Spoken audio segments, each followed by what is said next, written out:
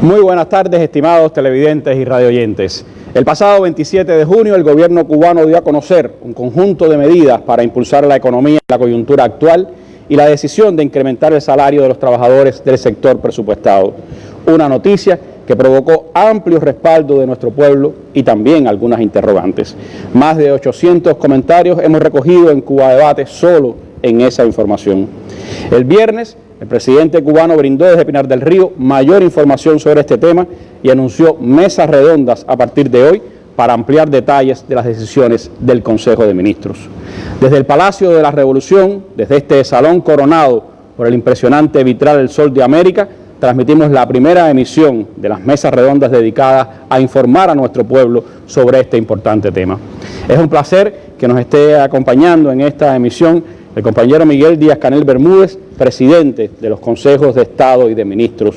También están con nosotros el compañero Alejandro Gil Fernández, ministro de Economía y Planificación, la compañera Macy Bolaños Weiss, ministra de Finanzas y Precios, y la compañera Margarita González Fernández, ministra de Trabajo y Seguridad Social de nuestro país. Aquí en este hermoso salón nos acompaña en esta tarde el compañero Salvador Valdés Mesa, primer vicepresidente de los Consejos de Estado y de Ministros, el comandante de la Revolución Ramiro Valdés Menéndez, miembro del Bulo Político y también vicepresidente del gobierno cubano, otros vicepresidentes del gobierno, los ministros de nuestro país, miembros del secretariado del Comité Central del Partido y otros invitados. Yo los invito a que nos acompañen en esta casi 2 horas de mesa redonda que sé que va a ser de muchísimo interés para todo nuestro pueblo.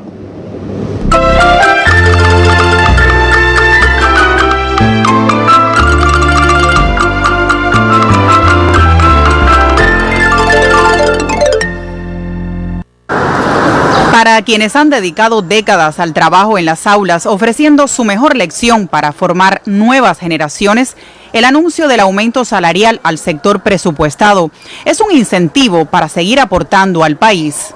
¿Qué significa? Aumentar el empeño, aumentar el desempeño, aumentar las exigencias con nosotros mismos y los directivos hacia nosotros. Creo que nos merecemos ese aumento. No solo para la educación, sino para aquellos sectores donde en ocasiones no tenemos la posibilidad de adquirir lo que pueden adquirir otras personas. Me puse muy contenta porque eso me va a ayudar, porque sabe que a veces la jubilación a veces es muy bajita, a pesar de los años trabajados que uno tenga. Y a los maestros nos hacía falta que nos reconocieran, y esto es una forma de reconocimiento. El aumento del salario forma parte de un grupo de medidas que se adoptan para buscar soluciones a los problemas de la economía y la permanencia de sus trabajadores en puestos estratégicos, además de satisfacer las necesidades del pueblo. Pero para que este aumento exista tiene que haber también producción, porque no solo hay salario, sino cómo producen las personas, cómo nosotros los cubanos trabajamos con mejor calidad para lograr que la economía de nuestro país pueda crecer. Más contentos no podemos estar porque todos sabemos la situación política internacional que nos rodea y tanto la dirección del partido bueno está buscando la forma de darle solución a los problemas internos nuestros, que son nuestros, no nos importa a nadie. Y hace mucho tiempo ha habido ese reclamo, que eso ha sido una de las causas que muchos han dejado esta labor tan importante. Que no pensaron 2 veces y si otro organismo le dio la posibilidad de trasladarse con mayor beneficio salarial, muchos partieron. Pero muchos se han mantenido. Por supuesto, muchos nos quedamos. Aquí estamos presentes. El salario medio para el sector presupuestado será de 1.067 pesos, aumento que comprende a 1.470.736 trabajadores promedio de los organismos de la Administración Central del Estado, los órganos locales del Poder Popular, las organizaciones y asociaciones. Como ha expresado el presidente Miguel Díaz-Canel Bermúdez, aunque este no es el aumento salarial definitivo, sí constituye un adelanto para estimular que el trabajo sea la fuente fundamental de ingreso de los cubanos. Con un tema tan amplio como este volveremos en próximas emisiones. Talía González, Sistema Informativo de la Televisión Cubana. La sociedad cubana en su conjunto se alegró profundamente de las noticias del pasado jueves, no solo por el aumento salarial, sino por lo que significa también en el orden de nuevas medidas para impulsar la economía cubana. Pero sobre todo, creo que si algo a todas las familias le agradó le impulsó también a reconocer esta decisión de nuestro gobierno fue ese estímulo a los maestros cubanos. Por eso comenzamos precisamente con este trabajo que Talía había hecho para el sistema informativo y que trae, presidente, sin duda yo creo una de las buenas noticias, el estímulo a los maestros, a nuestros profesores.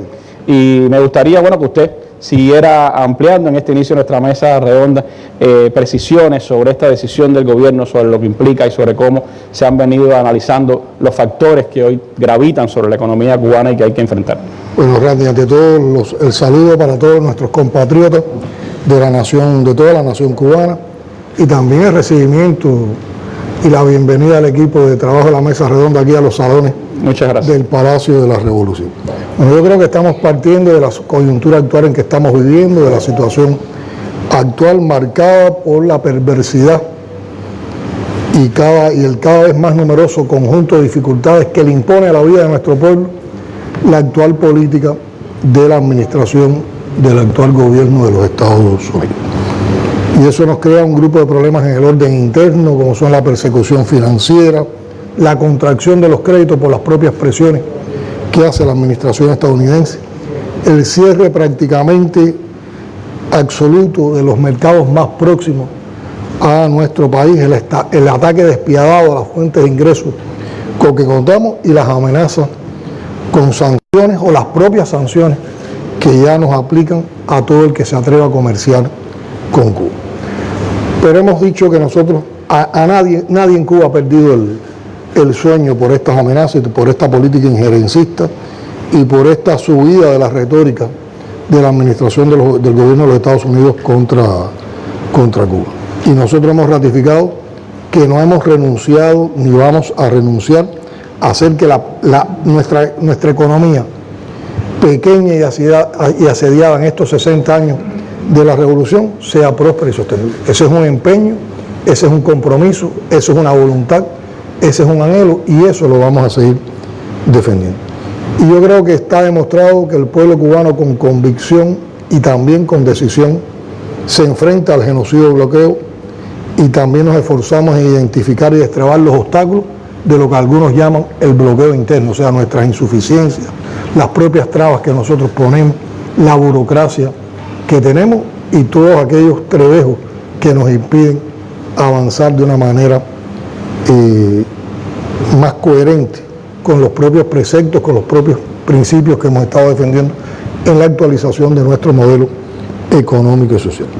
Pero también hemos planteado que ninguna amenaza nos va a distraer de nuestro deber de defender la invulnerabilidad de la revolución en todos los ámbitos.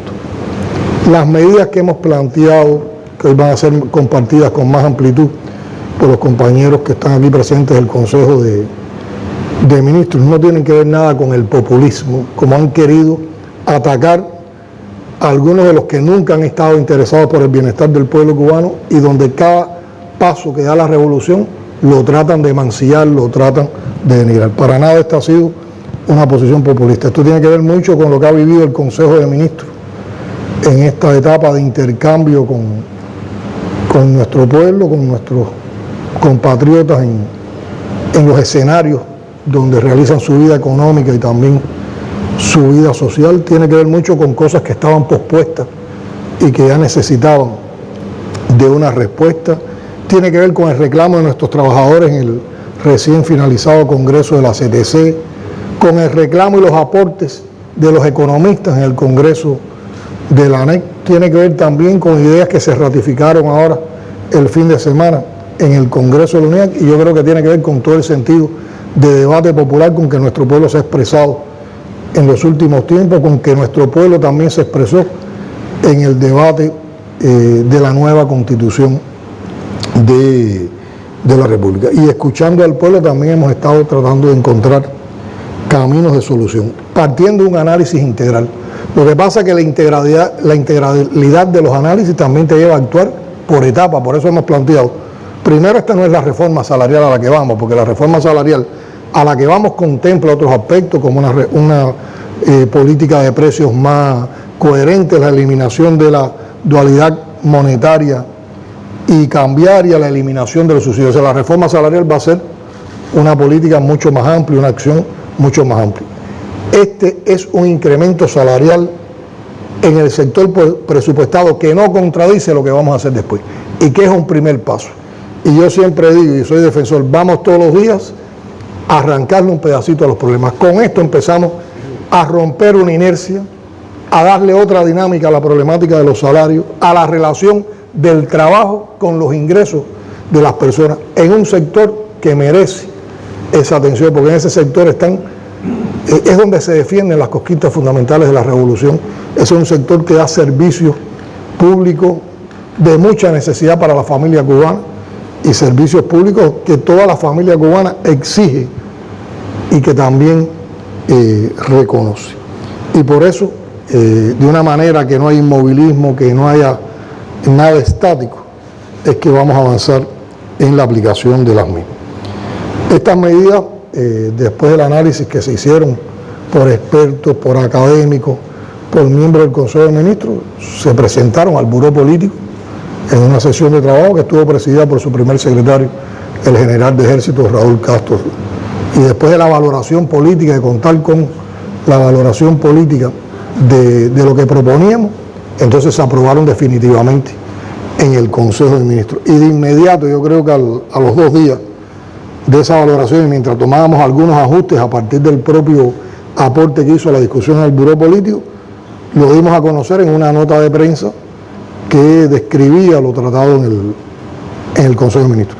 Una nota no puede abarcar los detalles, pero lo que no queríamos era que se prolongara el tiempo entre la toma de la decisión y el anuncio a la población cubana de estas medidas. Después, al día siguiente, como estábamos en la visita de Pinar del Río, en composición del Consejo de Ministros, y había toda la posibilidad de hablar de estas cosas en las conclusiones de la visita que terminaron en la mitad del día, y ahí expusimos con más amplitud el contenido fundamental de estas medidas.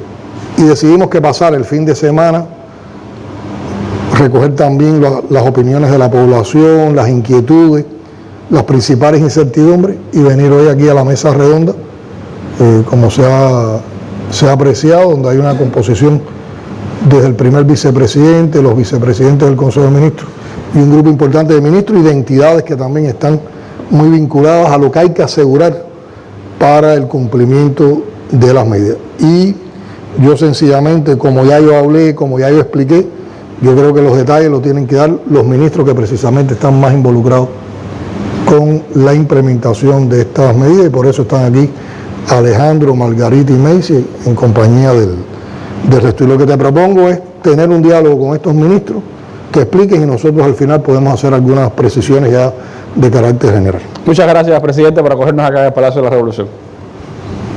Un niño y su destino nos lanzaron al combate desde las ideas. Si Elian no tiene a su papá, no tiene a sus abuelos, no tiene su escuela, no tiene sus amigos, no tiene su maestro, ¿de dónde puede este amor inventado hacer feliz a Elian? Fidel fue semilla y aliento permanente. Nos han bloqueado y todavía estamos bloqueados. Y no han podido. Siempre podemos intentar. Ya son más de 4.000 emisiones con los más diversos temas e invitados. No podían prohibirnos hablar de Cuba. Que podamos lograr los pueblos latinoamericanos si tenemos la inteligencia y el coraje de andar juntos. Por eso hoy la integración ya no es un sueño, un deseo como el de nuestros libertadores, es una necesidad de supervivencia. Año 20 de la Mesa Redonda. Nuestras armas son las ideas.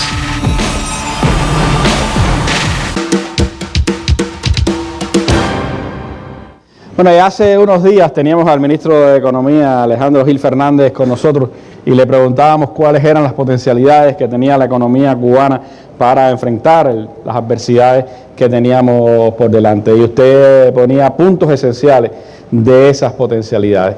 Cómo estas medidas que se han adoptado en el Consejo de Ministros pues ayudan a desatar esas potencialidades, buscan reservas, buscan maneras de enfrentar la coyuntura en la que estamos y sobre todo miran hacia el desarrollo del país. Bien, muy buenas noches, presidente, a los compañeros aquí presentes, Randy, y a todo nuestro pueblo. Primero, bueno, tal y como lo planteas, las medidas que estamos informando pretenden o tienen el propósito de impulsar la economía.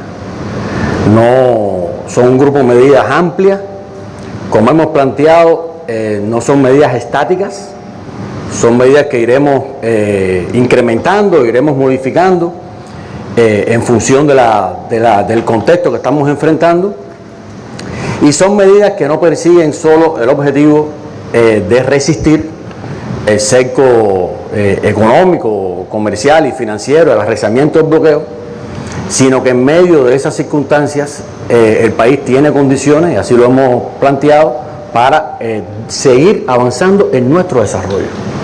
O sea, son medidas de ajuste de determinados gastos, correcto, pero son medidas también de ver cómo, trabajando todos unidos y de conjunto todos los actores económicos, vencemos ese cerco y podemos continuar la senda del desarrollo. Y por supuesto, llevan una implementación. O sea, hay algunas medidas aquí que vamos a informar que son más descriptivas, otras que llevan acciones, un programa de implementación que se convierte, por supuesto, ya en una prioridad del trabajo que tenemos que realizar en la conducción de la economía. Y que buscan, como planteaste, sacar a flote todas las capacidades o reservas internas que tenemos en el país, y que lo identificamos en esa mesa redonda como una potencialidad precisamente para hacer frente a la situación que se nos presenta. Debo decir que en estas medidas aprobadas se potencian conceptos esenciales que rigen la estrategia económica del país, que son los siguientes. Es bueno detenernos en ellos para ubicar a nuestro pueblo también en el contexto en que se presentan estas medidas. Primero, defender la producción nacional. Hemos hecho mucho énfasis en eso. Segundo, diversificar e incrementar las exportaciones. Es una necesidad imperiosa. Tercero, sustituir importaciones. Cuarto, fomentar los encadenamientos productivos. De eso hemos hablado, ahora nos vamos a referir concretamente con algunas medidas cómo instrumentarlo. Quinto, potenciar la empresa estatal, que es nuestro centro del modelo económico. Y por supuesto, nada de esto está en orden de prioridad. Esto hay que ponerlo en un orden. Hay que ponerlo en un orden. Pero no es que... Sexto, avanzar en la soberanía alimentaria, que como explicamos en esa propia mesa redonda, tenemos mucha dependencia de las importaciones, tanto para alimento humano como animal. Séptimo, potenciar el desarrollo local, que también nos vamos a referir a eso. Octavo, cumplir la política aprobada de la vivienda, con la prioridad que eso lleva.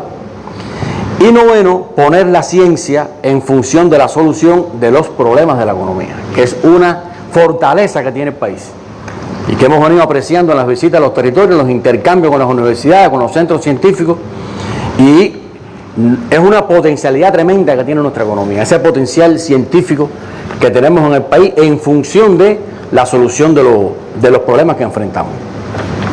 Entonces yo me voy a referir a las medidas en sí, voy a ir explicando algunas que consideramos que son las de mayor interés y que pueden profundizarse un poco para que se comprendan. Primero, redoblar los esfuerzos por incrementar las producciones nacionales, como ya planteamos, en particular la de alimentos y alimento animal. Como dije, esto lleva una implementación. Por ejemplo, ya estamos trabajando en un balance nacional de producción de alimentos. Nosotros hasta ahora estábamos llevando un poco con más rigor el balance de alimentos importados.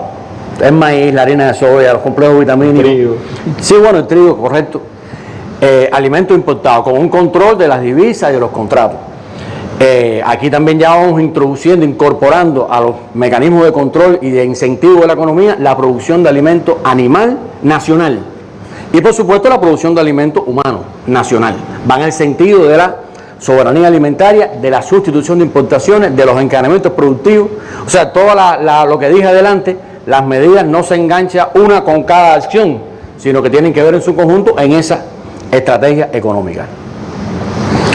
Implementar las políticas aprobadas a favor de la ciencia, la tecnología y la innovación, que ya tenemos políticas aprobadas en ese sentido. Estas son de las medidas que nos permiten no solo resistir, sino desarrollarnos. Poner toda la ciencia, la tecnología y la innovación en función del desarrollo del país. Son más de 12 políticas. Sí, 13 políticas. Y darle a eso la prioridad que lleva. Tercero, priorizar la asignación de recursos financieros y materiales a la industria nacional. Eso lo tenemos que conducir desde el plan de la economía, como lo hemos planteado. En este punto llamamos la atención que es muy importante el proceso que ahora mismo se está llevando a cabo en todo nuestro país de la discusión del plan de la economía del 2020. Que bueno, hemos ya intercambiado sobre eso, las características que tiene ese plan, la necesidad de que haya un debate en nuestro sector empresarial en función de la búsqueda de potencialidades internas para sustituir importaciones, y nosotros después entonces en la asignación primaria de recursos a través del plan tenemos que priorizar los financiamientos hacia nuestra industria, bajo el principio que ha también indicado nuestro presidente de como máxima del plan no importar nada que podamos producir en el país, hacer todo el esfuerzo posible para producir en Cuba lo que podamos según nuestras posibilidades y la capacidad que ya tenemos en el país instalada por inversiones que hemos hecho y que tenemos que ponerla a rendir a su máximo potencial. Por supuesto, eso lleva todo un diseño desde el punto de vista del plan. Concentrar los esfuerzos principales en el cumplimiento de las producciones dirigidas a garantizar la exportación, la producción de alimentos, los insumos para el turismo, las fuentes renovables de energía, el programa de informatización y de medicamentos. Recordemos que en el mes de abril presentamos a nuestro Parlamento y a toda nuestra población los elementos esenciales, la hoja de ruta, pudiéramos decir, del Plan Nacional de Desarrollo Económico y Social hasta el 2030, el 2019 y el 2020 y el 2021 constituyen la primera etapa de ese plan. Y por lo tanto las prioridades desde el punto de vista de la economía van en el sentido de los sectores estratégicos que hemos identificado en el Plan Nacional de Desarrollo Económico y Social hasta el 2030. Como explicamos recientemente, la factura fundamental de importaciones del país se concentra hoy en alimentos y combustible. Todo lo que hagamos en materia de producción nacional de alimentos, sustitución de importaciones e inversiones asociadas a las fuentes renovables de energía aportan ahorros importantes a la economía del país y nos dan soberanía alimentaria y energética. Por lo tanto, eso es una estrategia fundamental. Asegurar los productos de primera necesidad de la población, en lo fundamental alimentos, productos de líneas económicas y combustibles. Es una prioridad también, una medida que estamos implementando. Priorizar el turismo, teniendo en cuenta su importancia para el desarrollo del país y los esfuerzos y recursos que se están invirtiendo en esta actividad. O sea, tenemos que priorizar el turismo, ahora me voy a referir un poquitico más adelante a eso, como un sector motriz de la economía. Que puede dinamizar que dinamiza y que permite el encadenamiento de otros sectores. Ahora vamos a profundizar. Revisar todos los gastos para suprimir los no imprescindibles. Y aquí estamos planteando, y esto es importante, asociar la reducción de los gastos a la disminución de los presupuestos. O sea, no se trata solo del concepto de que hay que gastar solo en lo imprescindible, sino que nosotros vamos a avanzar, la ministra de Finanzas y Precios se referirá a eso, vamos a avanzar en función también de ajustar los presupuestos, porque hay una tendencia que si usted tiene presupuesto, lo gasta. O sea, no siempre lo que limita el gasto es el análisis racional de cuán imprescindible es o no gastar. Hay veces que la pregunta que hacemos es, bueno, pero ¿hay presupuesto? Sí, bueno, entonces hazlo. Y evidentemente tenemos que hacer una combinación, y además se explicará más adelante la importancia en este contexto, teniendo en cuenta el incremento salarial, de retirar todos aquellos gastos, o sea, todos aquellos recursos del presupuesto que sea posible, precisamente como una vía para el financiamiento de esa medida. Aplicar medidas de ajuste para el consumo de aportadores energéticos, que como se sabe es una prioridad también que tenemos en la economía. Priorizar la instalación de los GPS, que nos da más control en el uso de los portadores energéticos. Profundizar en todas las medidas de control para eliminar el robo de combustible, que es un tema que tenemos que resolver obligatoriamente. Y eso incluye seguir avanzando en la utilización de la tarjeta magnética para la adquisición de combustible. Es una medida clave. Nosotros, entre los GPS y la tarjeta magnética, tenemos que crear condiciones más favorables para ejercer el control y evitar el movimiento efectivo en el combustible, y es preciso que cada litro de combustible de que dispone el país se utilice en los destinos que están previstos en el plan de la economía. Establecer que los exportadores y vamos a iniciar por las entidades atendidas por el MINTUR, Ministerio del Turismo, y el OSDE, o sea, el Grupo Empresarial de Tabacuba, y otros que puntualmente se decidan en lo adelante, adquieran determinados productos y servicios nacionales pagando el 50% de su valor con respaldo de liquidez. Yo voy a tenerme aquí a explicar un poquitico. ¿Qué cosa es la liquidez? A explicar un poquitico esto. Nosotros, hemos planteado un problema que tenemos en la economía, que es el alto componente importado. Y ese alto componente importado se nos refleja también en los sectores exportadores. Y no siempre tenemos oportunamente el producto o servicio de los proveedores nacionales para sustituir esa importación. Aquí hay problemas de estructura de los financiamientos, hay determinados elementos que influyen. Y muchas veces lo que está pasando es que no le llega a tiempo la divisa al sector empresarial nacional, porque no se dispone de ella en el momento que hay que asignar los recursos para que se puedan importar las materias primas y producir. Sin embargo, los sectores exportadores generan divisas y si a tiempo no está el producto nacional, tenemos que terminar importando. O sea, uno de los fenómenos que tenemos en la economía precisamente es que a veces importamos lo que podemos producir en el país porque las divisas las tenemos no en el momento oportuno para la producción nacional, y evitando un déficit de oferta, pues se sale a la importación. Entonces, aquí lo que estamos planteando es, y además va favoreciendo el encadenamiento productivo, lo que estamos planteando es que esas mismas divisas que el país ingresa por exportar, no solo se utilicen en importar, o sea, en respaldar esos niveles de actividad a partir de más importación, sino que puedan utilizarse también para pagar a los proveedores nacionales que tributan o suministran bienes y servicios a esos propios exportadores.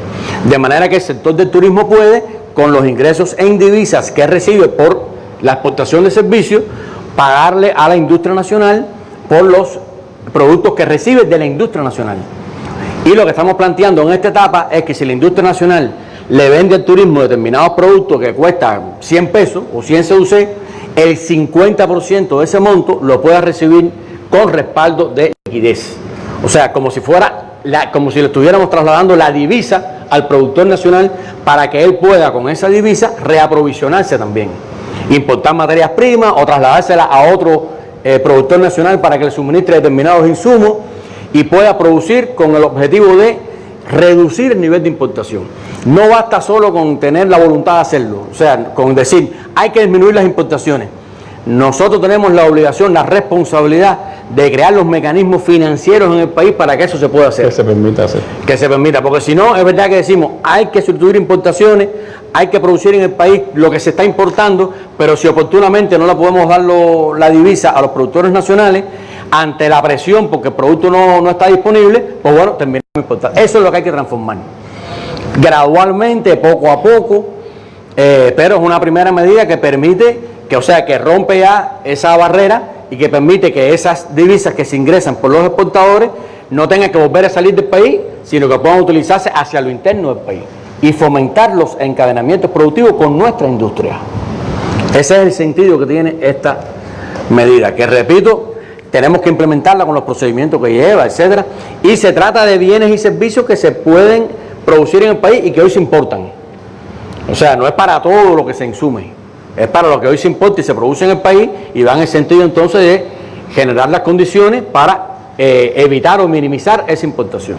Ese es el sentido de esa medida. Consideramos que puede tener muy buen impacto en nuestra industria nacional, acompaña las políticas que hemos venido desarrollando con nuestra industria y permite un mayor aprovechamiento de nuestras propias capacidades instaladas en el país. Esto es un reclamo también de nuestros trabajadores.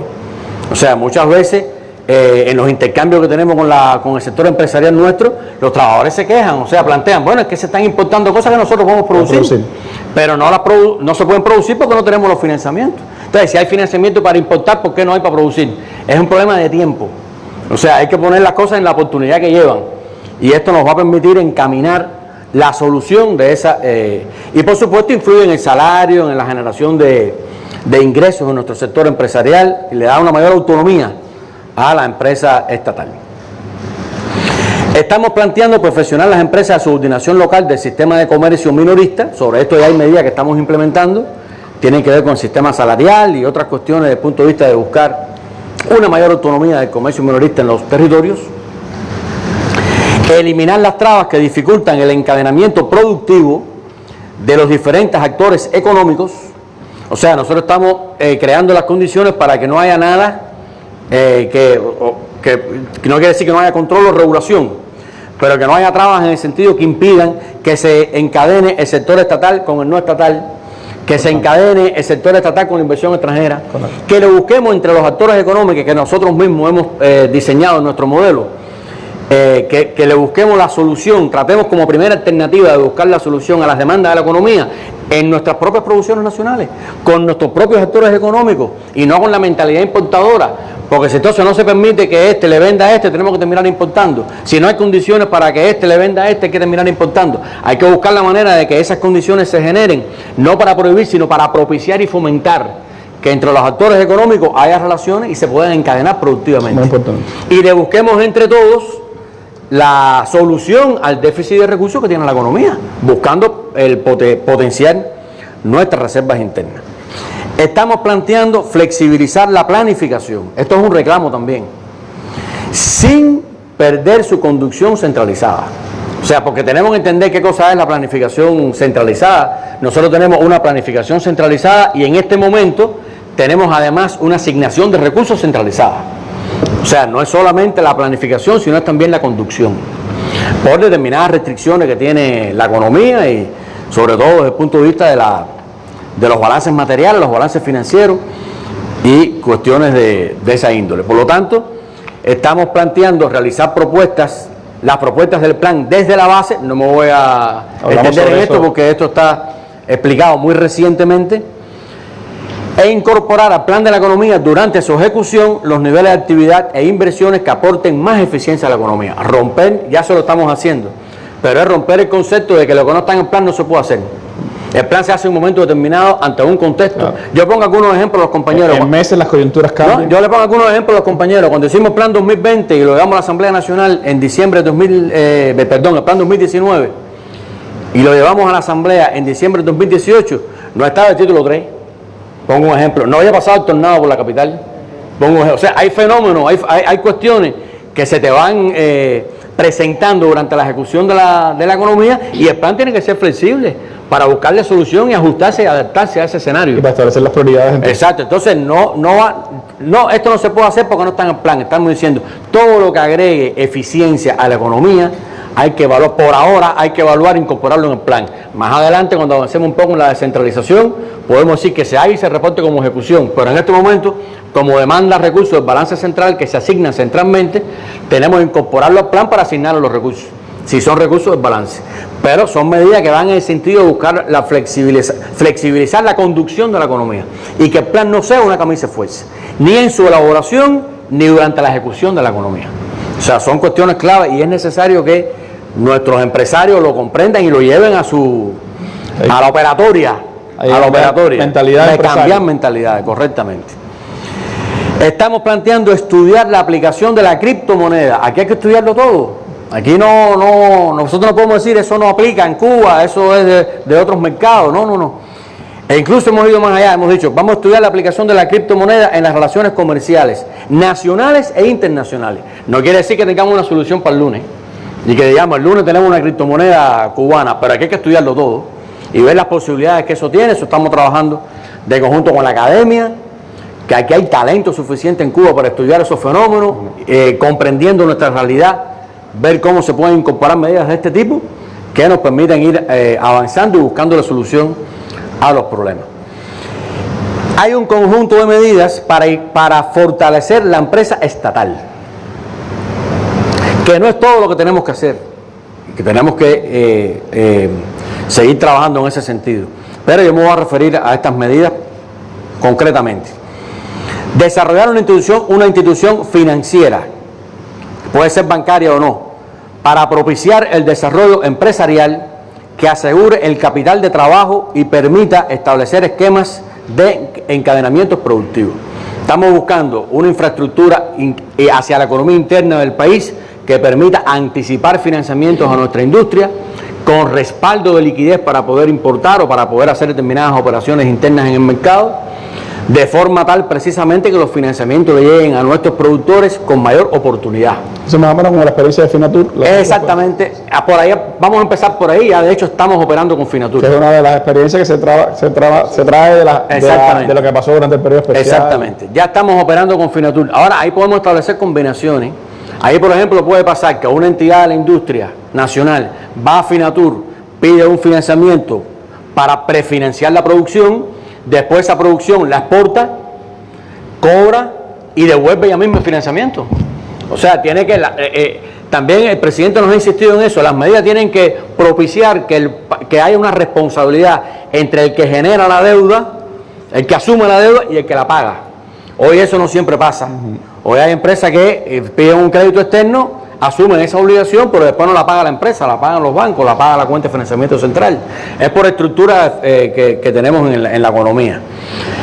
Pero aquí lo que estamos planteando es, bueno, si una empresa tiene un proyecto, necesita un financiamiento para exportar o para venderle al turismo y cobrar una parte con liquidez, y puede después ella misma asumir la responsabilidad de amortizar ese crédito a una institución financiera cubana, eso es una manera de que el país se desarrolle, la economía se desarrolle, sin depender de asignaciones centrales. Porque hoy lo que pasa es que eso puede pasar, ese proyecto puede pasar, pero si el dinero no cae por la cuenta de financiamiento central, no se ejecuta, porque no hay una estructura amplia, quiero decir, de prefinanciamiento de las producciones nacionales. Y en ese sentido tenemos que avanzar. Eso le da a la empresa estatal socialista una posibilidad también de desarrollo. Operar los esquemas cerrados de financiamiento a nivel de empresa. Esto no lo va a entender nuestra población, son cuestiones muy asociadas al funcionamiento del sistema empresarial, pero fundamentalmente lo que queremos decir es que hay entidades en nuestro país que tienen esquemas cerrados, o sea, que retienen una parte de los dólares, de las divisas que ingresan por sus exportaciones, y estos esquemas hoy están a nivel de los grupos empresariales. Y nosotros estamos buscando la manera de llevar estos esquemas cuando sea factible, lo más que se pueda a nivel de la empresa. Que es uno de los reclamos también. Bajar la administración del esquema también es un reclamo. Bueno, ampliar el uso de los esquemas a financiar microinversiones, o sea, vamos a darle más amplitud al uso de esos esquemas cerrados de financiamiento que puedan financiarse microinversiones y otros destinos previstos en el plan. Permitir que las empresas puedan retener total o parcialmente los sobrecumplimientos de las exportaciones. O sea, si usted tiene en el plan que va a exportar $200 y que retiene de esos $200 50 y 150 los aporta y sobrecumple los $200, pueda quedarse total o parcialmente con ese sobrecumplimiento para poder incrementar seguir invirtiendo. O sea, hacer partícipe a la empresa del beneficio e incentivar, que eso es otro tema, que todo esto busca también los incentivos, porque en la economía se mueve también a través de incentivos ajustados a nuestro proyecto socialista, no hay ninguna contradicción en eso, y hacer coincidir los intereses de los trabajadores, como hemos planteado, con los de la empresa, y los de la empresa con los del país. Eso es perfectamente posible, ahí no tiene que haber ninguna contradicción. Bueno, fomentar el prefinanciamiento a las producciones y las inversiones, ya lo expliqué. Aplicar el sistema de relaciones entre las empresas y la Zona Especial de Desarrollo de Mariel, que permita que las empresas retengan el 50% de la divisa. Lo mismo que expliqué para el turismo, que puse el ejemplo del turismo, que si se le vende al turismo, la entidad nacional puede cobrar el 50% con respaldo de liquidez. Eso mismo, aplicarlo a las ventas que se realicen a la Zona Especial de Desarrollo. O sea, empresas cubanas que le vendan a las empresas que están por el suministro. Incentivar por mecanismos financieros a nuestras empresas para que provean cada vez más bienes y servicios que demanda la Zona Especial de Desarrollo de Mariel, que es un centro en pleno desarrollo, por lo tanto tiene demandas. En la misma medida que esas demandas estemos en capacidad de satisfacerlas con producciones nacionales, disminuimos importaciones y una parte de esa utilidad entra al país, no vuelve a salir del país. Por lo tanto, aprovechar las potencialidades del turismo, aprovechar las potencialidades de la Zona de Desarrollo de Mariel y aprovechar las potencialidades de otros exportadores para que esas divisas que ingresan al país drenen hacia lo interno de la economía y no se vuelvan a ir del país para importar, es una cuestión clave.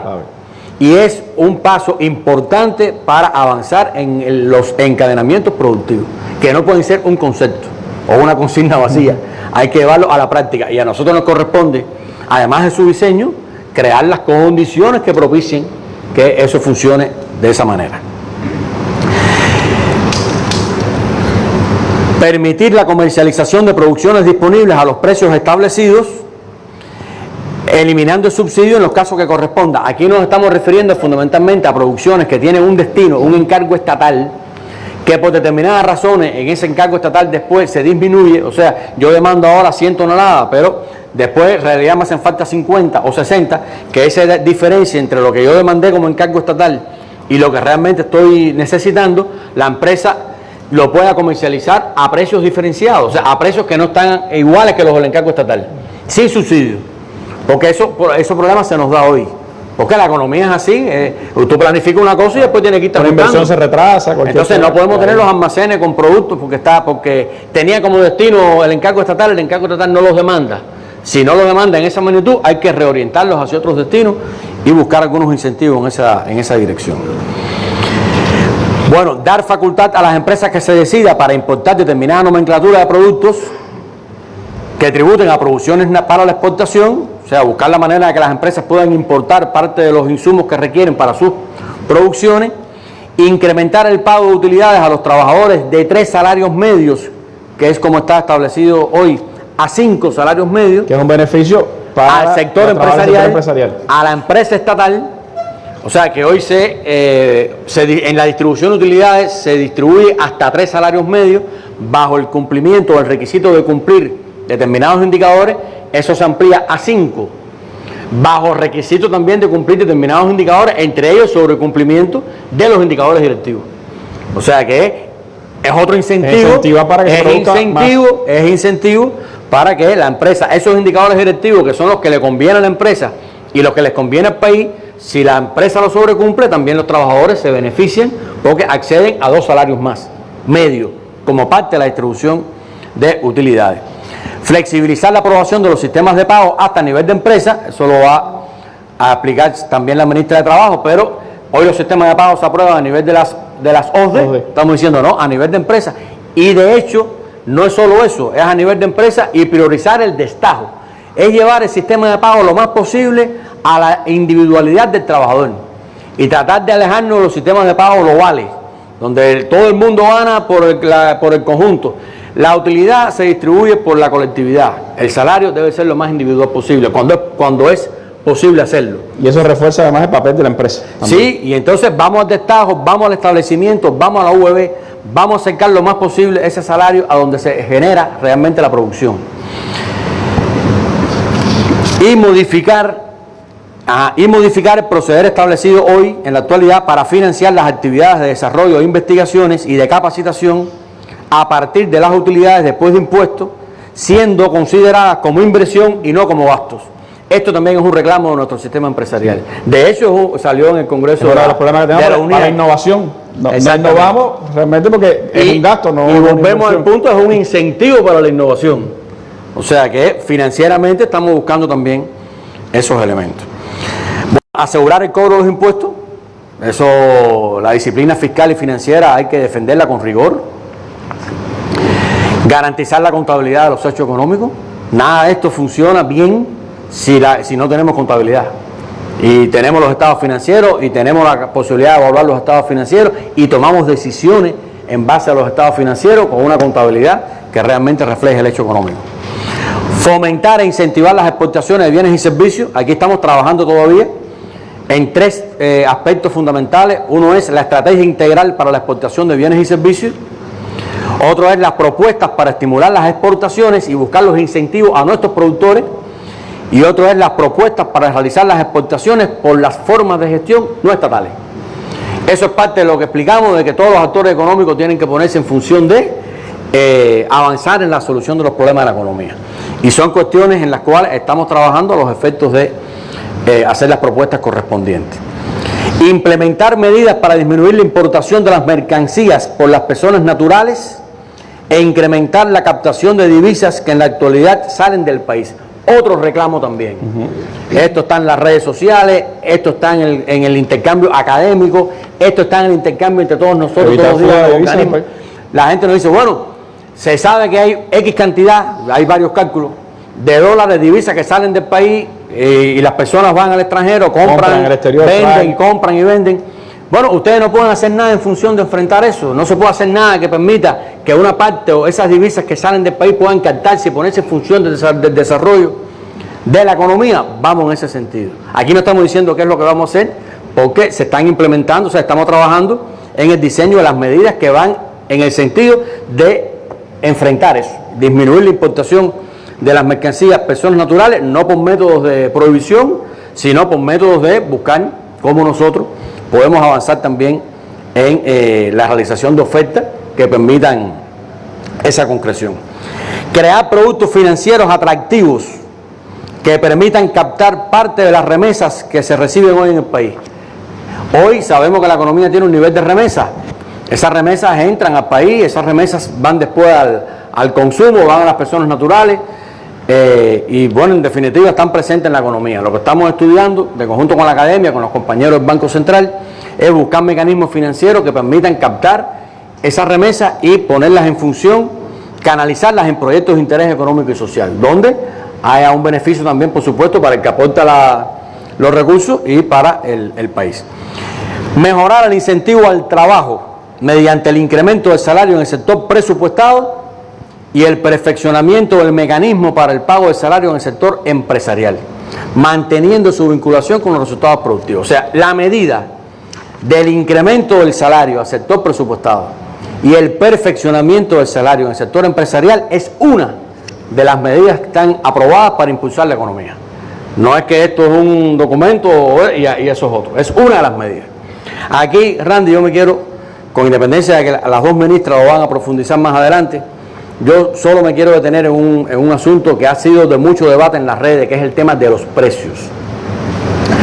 Debate en las redes no solamente entre nosotros mismos y sabemos que sobre eso hay preocupación, ¿no?, en ese sentido.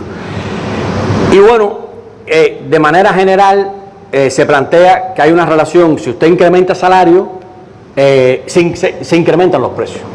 Pero esto tiene una particularidad. Yo voy a tratar de explicar el por qué nosotros defendemos realmente que este incremento de salario no tiene que conducir a un incremento de precios. Técnicamente. Nosotros en primera instancia estamos incrementando el salario en el sector presupuestado. ¿Qué es el sector presupuestado? También nos lo han preguntado. Bueno, es el sector de la educación, es el sector de salud, son los organismos de la Administración Central del Estado. O sea, son todas aquellas entidades presupuestadas que dependen del presupuesto del Estado. Financian sus gastos con la cultura, la televisión, el deporte, la justicia. Todo ese sector, ese es el sector presupuestado, que depende de su financiamiento del presupuesto del Estado. Y que básicamente ofrece bienes y servicios que son gratuitos, que no se cobran. Y cuando algunos se cobran, esa tarifa, ese precio, no está correlacionado con los costos. O sea, no es exactamente igual que una empresa, que tiene que llevar al precio su costo porque tiene que recuperarlo. Aquí la fuente de financiamiento es el presupuesto estatal. Por lo tanto, el primer elemento es que un incremento del salario en el sector presupuestado no incrementa ningún precio del sector presupuestado porque los servicios son gratuitos. Y algunos que se cobran se mantendrán, porque son, repito, no tienen dependencia, se mantendrán los precios actuales, quiero decir, no tienen dependencia del nivel del costo. Eso es un primer elemento. No estamos haciendo ahora ninguna modificación en el salario del sector empresarial, que por lo tanto no hay ninguna causa desde el punto de vista de costo, de incremento de costo, que justifique que haya incrementos de precio en el sector empresarial, porque la inflación o el crecimiento de los precios puede tener y tiene de hecho dos causas fundamentales: por incremento de costo, o sea, a mí me cuesta más ahora producir y por lo tanto tengo que subir el precio para recuperar ese costo, o por incremento de demanda, o sea, se incrementa la demanda y por lo tanto si los bienes son escasos, esa escasez de bienes se expresa en un incremento de precios. Ese es el funcionamiento básico de una economía de mercado, donde el precio cumple una función de regulación entre la oferta y la demanda. No es nuestro caso tampoco. Entonces, en el sector empresarial no hay ningún elemento técnico que justifique un incremento de los precios, y decir que los precios del sector empresarial se mantienen es lo más lógico del mundo. No hay nada que justifique que suban porque los costos van a ser exactamente los mismos ahora que, o sea, después de la medida que antes de la medida. Puede incluso mejorar, porque se supone también que si hay más demanda, las empresas pueden producir más y ganar más por vender más, no por vender más caro. O sea, que es otro incentivo también al sector empresarial y al sector no estatal, que ahí voy ahora. Y en el sector no estatal no hay nada que indique, o sea, no hay ningún elemento desde el punto de vista de costo que vaya a incrementar los precios. No se le va a subir los precios mayoristas de los insumos que el Estado provee al sector no estatal en la parte que corresponde. No se van a subir los precios minoristas donde el sector no estatal se reaprovisiona. No estamos haciendo ninguna modificación de los impuestos. No estamos haciendo ninguna, o sea, no se está incrementando los impuestos. No se está haciendo modificación alguna a los deducibles. O sea, las reglas del juego se mantienen iguales. No hay, por lo tanto, desde el punto de vista de costo, nada que justifique que los precios suban, desde el punto de vista de costo, ni en el sector estatal, ni en el sector no estatal. Desde el punto de vista de la demanda, si hay más incremento de demanda, pues puede haber entonces más, puede haber una tendencia a subir el precio. Eso es lo que estamos diciendo que no puede pasar, porque eso contradice el sentido de la medida. Si usted incrementa los salarios y los precios suben, entonces, bueno, ese poder de compra del salario se anula. Entonces, no hay ninguna justificante desde el punto de vista de costo. Por lo tanto, desde el punto de vista de demanda, nosotros tenemos también que trabajar en la transformación de la estructura de la oferta. Y nos parece que esta medida permite también que la familia pueda acceder a determinados bienes y servicios que anteriormente no podía. Y por eso se está planteando ver servicios de comunicaciones, servicios de turismo, o sea, abrir el diapasón, diversificar las ofertas en el sentido de que la familia cubana con este incremento de salario pueda realizar ese incremento de salario con una mayor amplitud de oferta. Y tenemos que establecer medidas de control de precios, porque no hay justificación para que se incremente por costo. Nadie puede decir, porque ahora me cobran más caro, tengo que subir el precio. Ese es el sentido que estamos planteando y lo que estamos defendiendo. Entonces, hay un grupo de medidas que están relacionadas al autoabastecimiento municipal y a los proyectos de desarrollo local. ¿Qué buscan estas medidas? Fomentar y potenciar los proyectos de desarrollo local en los territorios sobre la base del aprovechamiento de los recursos propios del territorio. Y tenemos que implementar incentivos en esa dirección. O sea, que los recursos propios del territorio se puedan explotar y que los proyectos de desarrollo local no inciten o induzcan más importación. Es lo que estamos defendiendo. Que busque la manera de aprovechar los recursos endógenos. E ir avanzando al autoabastecimiento municipal. De forma tal que se puedan explotar esas potencialidades. Y aquí hay un grupo de medidas que están asociadas, van en ese mismo sentido. Y está a potenciar la colaboración como vía para captar recursos financieros externos para fomento y desarrollo de proyectos locales.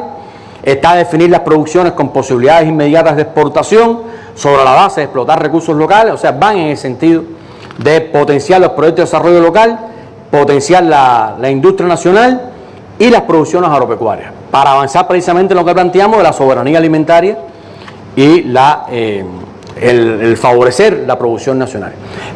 Hay medidas que estamos diseñando para recuperar la producción acuícola.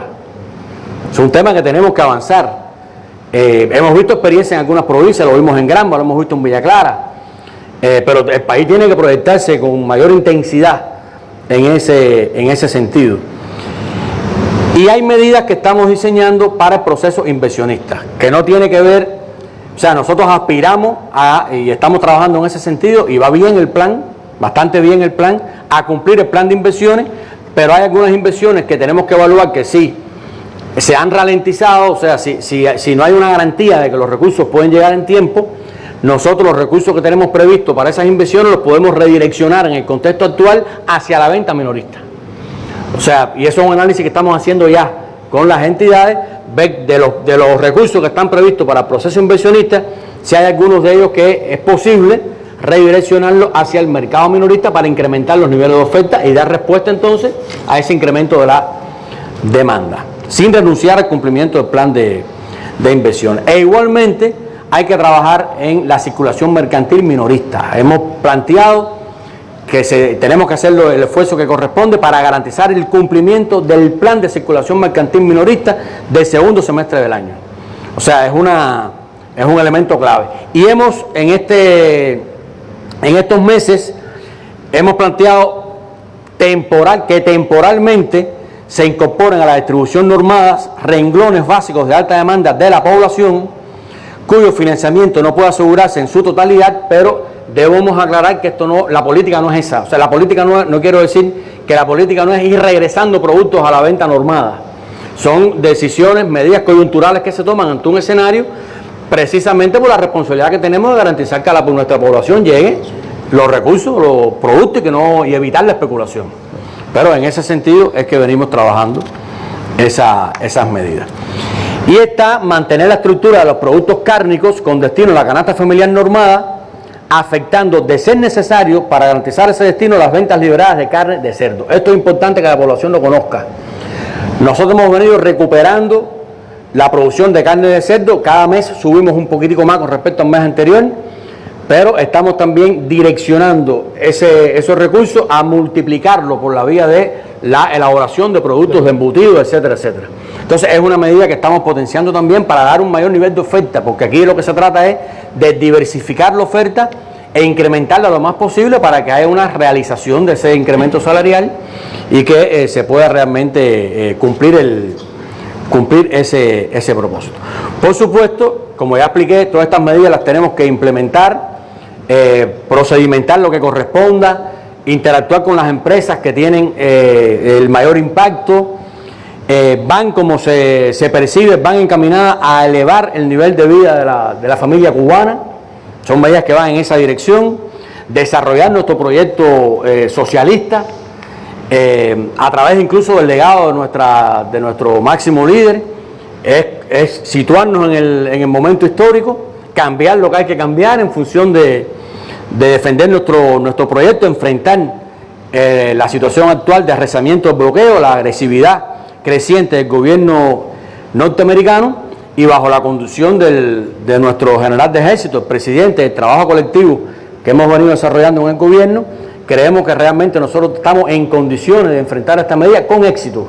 Existe la posibilidad real de que nosotros podamos implementar a favor de nuestro pueblo medidas de este tipo, a favor de nuestra empresa estatal socialista, a favor de crear condiciones más favorables para el funcionamiento de la economía del país, con éxito, y que realmente redunden en un beneficio a nuestra población. Es lo que puedo plantear de la parte de las medidas. Bueno, muchísimas gracias, ministro, por esta amplia exposición de estas políticas aprobadas, que cada una de ellas en sí pudieran ser una mesa redonda y que a lo mejor en otros momentos pues estaremos ampliando en la misma medida en que se vayan implementando y que puedan ayudar también a la comprensión de lo que esto significa para el reforzamiento de la empresa estatal socialista, para el encadenamiento productivo, para la participación en la economía también de las formas productivas no estatales y para la búsqueda, sobre todo, de incentivar la exportación y disminuir las importaciones en el país. Gracias, ministro.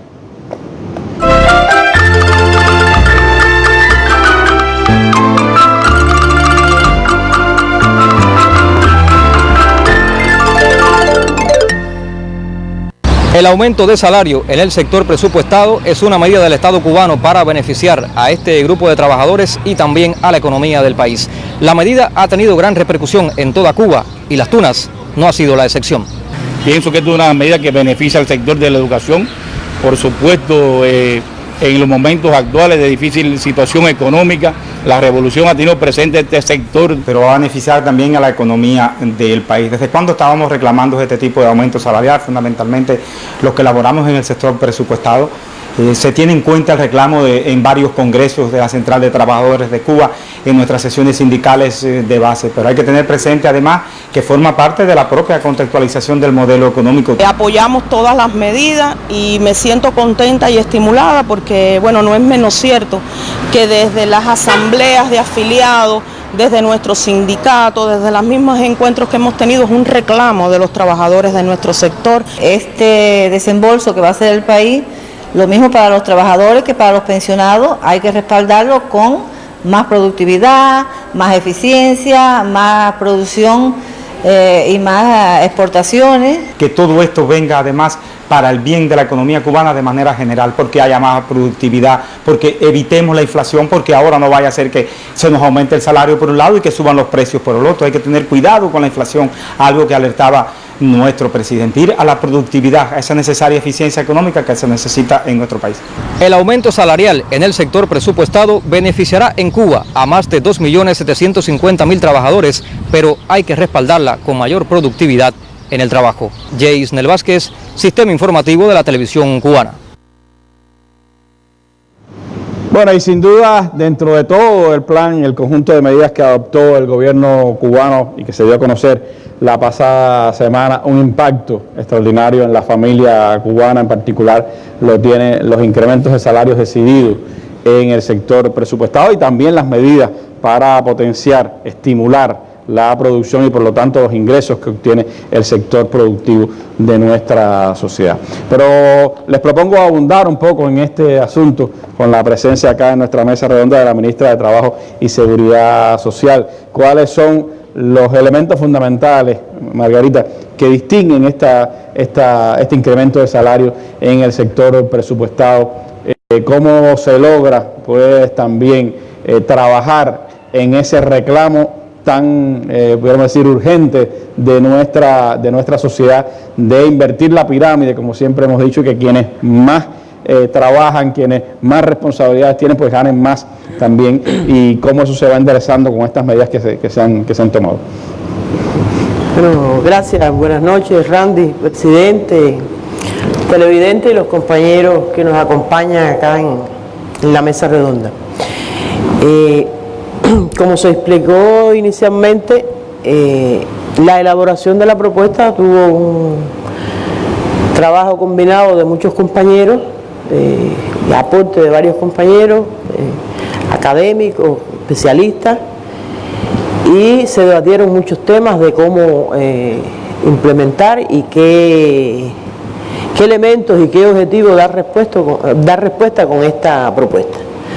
Lo primero que tendría que decir, para incluso esclarecer dudas que hemos estado viendo en todos los comentarios que han salido a partir de las noticias que se han publicado, es ratificar que la medida comprende a todos los trabajadores del sector presupuestado, las organizaciones políticas de masa y las asociaciones, que dependen totalmente o en algunos casos parcialmente del presupuesto, pero no excluye a nadie del sector presupuestado. Hay inquietudes, por ejemplo, en educación, en los reportajes que se ponían, todo el mundo está muy contento, pero subsisten dudas si los trabajadores no docentes del sector de la educación están comprendidos. Sí están comprendidos.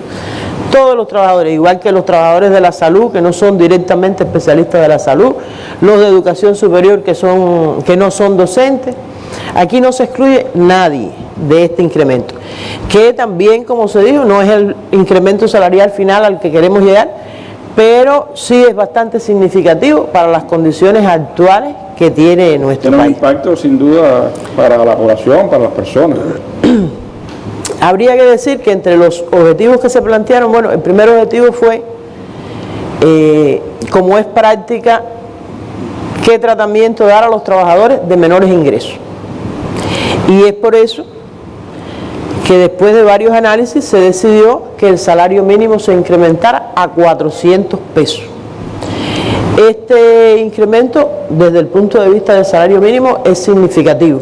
Y bueno, en dependencia del sector donde se elabore, como conocemos, hay incrementos parciales que se hicieron en momentos determinados para sectores como la salud, la educación, pero de todas formas el que menos incrementa el salario mínimo incrementa 100 pesos. Y el que más lo incrementa 155 pesos. El salario mínimo que teníamos era 2.15, ¿no? El salario mínimo que teníamos en el sector presupuestado era, siempre lo redondeamos en 2.45, porque tiene un pago adicional de 20 pesos. Y en el resto de los sectores que fueron teniendo incrementos del 2005 para acá, estaba en 2.75 y bueno, más recientemente en el 2014 en salud, que se fijó en 300 pesos.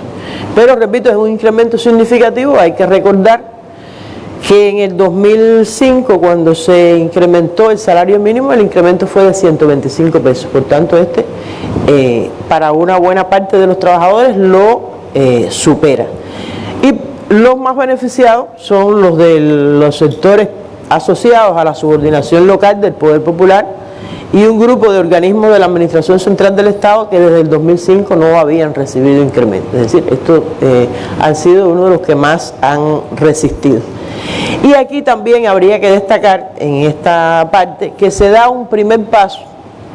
No quiere decir que sea la solución definitiva, pero se da un primer paso para la solución de un problema que tenía la escala salarial actual, referida a las diferencias muy pequeñas entre los diferentes grupos de complejidad que no estimulaban la superación ni la promoción.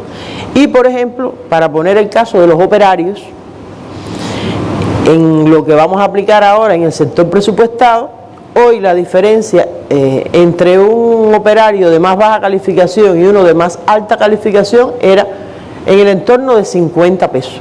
Por tanto, eso no estimulaba nada y estamos hablando de 8 grupos de complejidad de la escala prácticamente. Esto pasa a ser de 200 pesos. No es lo que aspiramos, pero ya es un primer paso para que esto vaya ampliándose y tenga las magnitudes en la medida de las posibilidades que se requieren. Ahora, un ejemplo en este caso de los operarios, en el sector presupuestado de un segmento de trabajadores que hacen una labor importantísima para toda nuestra sociedad, como es la limpieza de nuestra ciudad. Y voy a poner 2 ejemplos de los trabajadores de comunales asociados a la limpieza de la ciudad. En el caso de los operarios que trabajan en la labor de recogida de desechos sólidos, es decir, la recogida de la basura, el que trabaja con estos camiones especializados, que además bastante dinero que cuestan al país la importación y después el mantenimiento de estos camiones, hoy recibe un salario de 325 pesos y pasa a ganar 555, por tanto incrementa 230 pesos.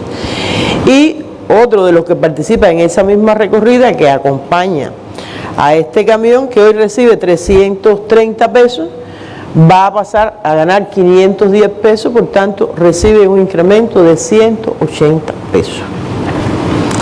Ahora, otro de los objetivos que como siempre que se hacen incrementos en el sector presupuestado, es prioridad reconocer los sectores de la salud, de la educación general y media, de la educación superior y de la investigación. Siempre se distinguen sus profesionales y hay también algunos comentarios, uno o dos, hemos leído, puede que haya más, cuestionando de por qué ahora en el sector presupuestado y por qué no en el empresarial y la productividad del sector presupuestado. Y bueno, yo diría que técnicamente medir la productividad del sector presupuestado puede ser un poco difícil, porque ¿cómo usted mide la productividad de un neurocirujano en un hospital operando pacientes? Un cirujano del corazón. ¿Cómo usted mide la productividad de un profesor de la educación superior que prepara los futuros profesionales que después van a ese mismo sistema empresarial? ¿O un maestro en una escuela primaria, en una secundaria, en un preuniversitario, que prácticamente se hacen cargo de nuestros hijos? Entonces, es un concepto que realmente hay que comprender y por qué se distinguen estas profesiones. Y también porque antes, incluso, ministra, al sector empresarial se le habían dado facultades y facilidades para incrementar los salarios en base a la producción. Un poco más adelante me voy a referir muy rápido a ese tema y a lo que se hizo en su momento para que el sector empresarial fuera adelante. Ahora, algunos ejemplos, aunque ya se han puesto, pero sé que es la expectativa, aquí en la intervención no vamos a poder poner todos los ejemplos. Es importante que después en cada organismo, en la misma medida que se vayan aprobando las normas jurídicas, ahí se le dé información a los trabajadores de los detalles, porque ni en una explicación de este tipo, incluso ni en la prensa plana sería posible poder explicar las disímiles características de cada uno de los sectores. Por eso siempre ponemos ejemplos de los más significativos. En el caso de la salud, el médico especialista de segundo grado está yendo a un salario de 1.850 pesos. Viene de 1.600, pero recordemos que el incremento que se hizo en el 2014 a la salud fue uno de los más significativos que se han hecho en el país en los últimos años. El especialista de primer grado va a 1.740, incrementa nuevamente 280 pesos, y así todas las especialidades médicas son reconocidas. El enfermero especialista pasa de 860 pesos a 1.220, el enfermero superior de 860 a 1.030, el enfermero técnico de 720 a 945, por poner algunos ejemplos de la salud. Nuestra educación general y media, que ahí lo reconocían los educadores con mucha gratitud y con una actitud de corresponder ese incremento con mayores resultados, con mayor trabajo. Bueno, el maestro de la enseñanza media de nivel superior va a incrementar de 555 pesos a 1.425. Y el que tiene nivel medio va de 415, que tiene en este momento, a 1.030. Es el reconocimiento. Hay otras profesiones de tanto docentes como no docentes que, repito, todas incrementan. No podemos leer todos los ejemplos, pero todo el mundo tiene un incremento. Ahora, en la educación superior, el profesor titular, bueno, educación superior e investigación, aquí voy a ligar para adelantar, porque además se unen. Profesor titular e investigación titular de 735 pesos, disculpe, 735 pesos a 1.740. El profesor auxiliar y el investigador auxiliar de 675 a 1.635.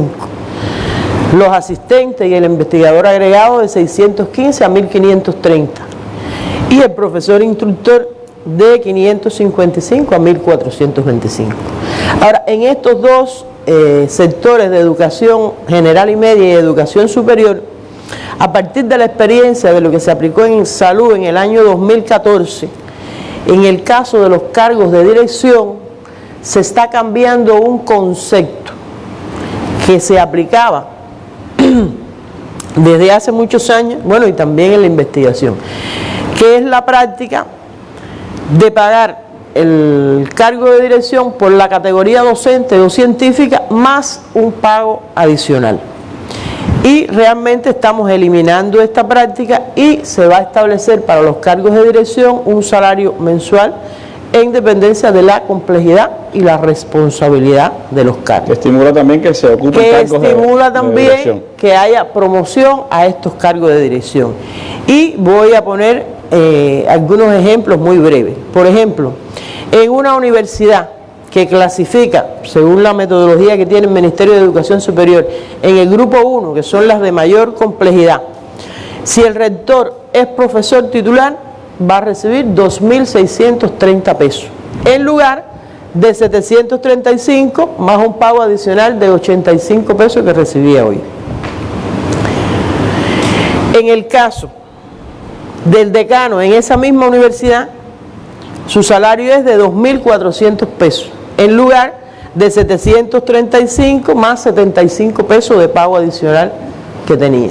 Por tanto, ya los cargos de dirección en estos sectores tienen un salario por su complejidad y responsabilidad.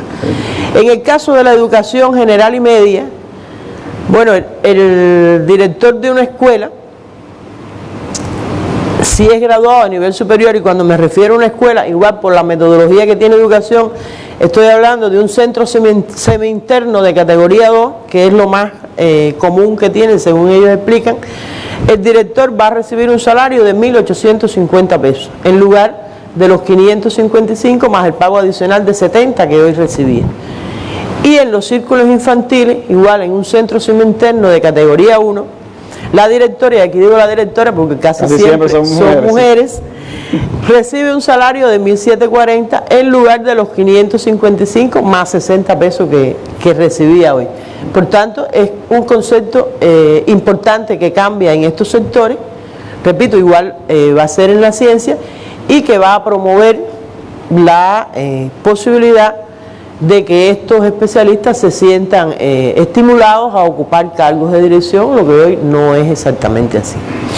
Ahora, también se reconocen otros sectores: la prensa, la cultura, el sector artístico, los sistemas de inspección, jurídicos, jueces, fiscales, contralores, auditores, todos los gobiernos locales y bueno, los organismos de la Administración Central del Estado. Voy a poner algunos ejemplos más. Bueno, el caso de la prensa. El caso de la prensa tiene un sistema que es de acuerdo a la categoría del medio. Si estamos hablando de un medio de prensa de categoría 1, pasaría a ganar 1.320 pesos. Si estamos hablando de un medio de categoría 2, 1.220, y uno de categoría 3, 1.120 pesos. Es decir, todos pasan de 1.000 pesos. En el caso de los inspectores, hay algunas cosas que todavía están en construcción, estamos evaluando, pero siempre van a estar por encima de los 1.200 pesos. Los auditores están en el orden de los 1.200 pesos, 1.220 pesos. Estoy hablando de los auditores internos que se emplean en las unidades centrales de auditoría de los organismos. Y en el caso de los jueces, que también es algo que se distingue, bueno, el juez del Tribunal Supremo de 1.235 está pasando a 2.290. Recordemos que en el caso de este sector el último incremento fue en el año 2008. Y un juez municipal estaría pasando de 965 a 2.070 pesos. La Fiscalía igual recibe incremento.